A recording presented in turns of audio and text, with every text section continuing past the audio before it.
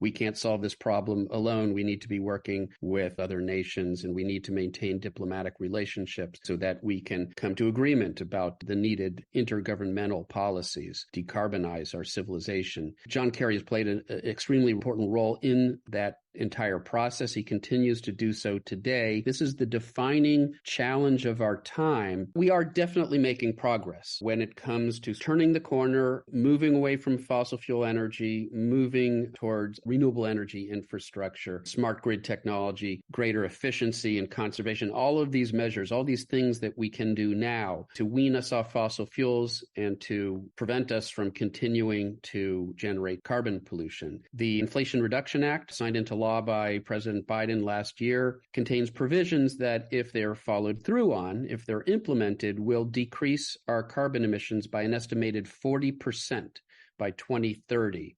That's a significant decrease. We've got to do better than that. That still isn't enough. We've got to decrease carbon emissions by more than 50% by 2030, and we've got to bring them down to zero by mid-century if we are to avert a catastrophic 3-degree Fahrenheit warming of the planet. Those estimates, how much we can reduce carbon emissions, are contingent upon the implementation of those policies, those provisions. People need to continue to speak up, to demand that politicians, that our policymakers act on our behalf and not stand in the way of this needed transition towards clean energy. It all will continue to get worse and worse if we continue to dump carbon pollution into the atmosphere. To some extent, the unusually extreme events we're seeing this particular summer are driven in part by an emerging El Nino event, a natural phenomenon that's adding to human-caused warming to amp up these events even further. And that'll subside within the next 2 years or so. But we are on this escalator of ever warming oceans, increasing surface temperatures, and more extreme events. And the only way to prevent that is getting off carbon as quickly as possible.